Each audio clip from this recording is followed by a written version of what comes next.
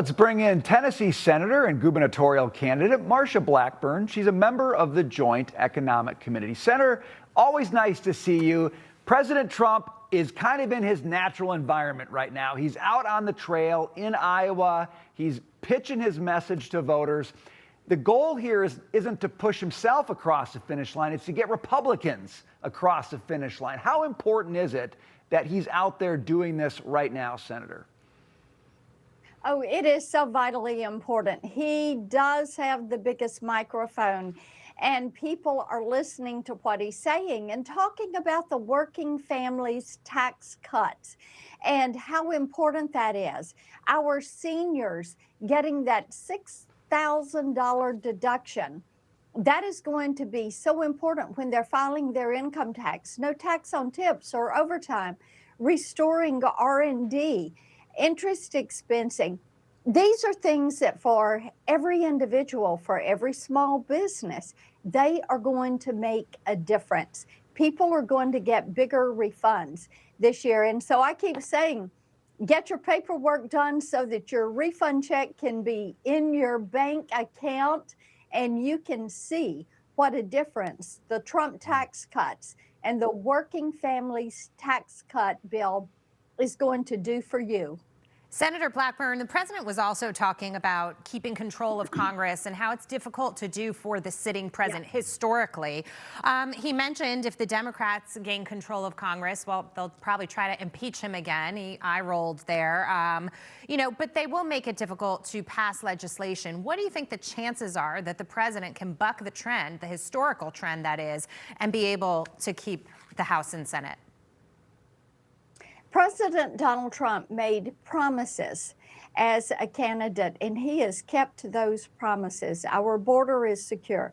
Inflation, look, we're down from, it was 9.1% under Joe Biden, and it is 2.5%.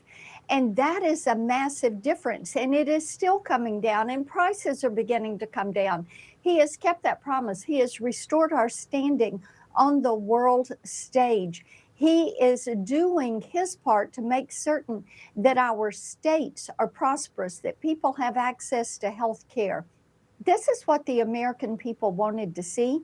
It is important for him to sell that message. And it is important for people to realize that the Republican-led House and Senate are working with him to make these promises work for the American people. Every day, Donald J. Trump gets up and says, how can I make life better for Americans? Every day, we are seeing his administration turn back regulation and power and authority for education and healthcare and energy and benefits in so many different areas back to the states. And he is really making the states great again and getting government back closer to the people. Senator, let me bring up one of those issues, and it's definitely an issue in certain states, my home state of Minnesota right now, but ICE, okay? The president's kept his promises on the border, but your Democratic colleagues are talking about shutting down the government over ICE funding. How damaging, we just went through one of these obviously, how damaging would it be if the government gets shut down again over ICE funding? And is there any way to avoid it in your view? Oh, I do think there is a way to avoid it, because when you talk about DHS and everything that is funded there, you are talking about many of our Coast Guard operations, you are talking about TSA, you're talking about FEMA. And I'm from Tennessee. I live in Middle Tennessee, and we have had a massive ice storm. People are really digging out, and you've got hundreds of thousands of people that are still without any power to their homes and to their businesses. So it would be a big mistake to limit that DHS funding at this point. And I think that what you'll see is the American people really don't want to see a government shutdown. What they want to see is government work for them.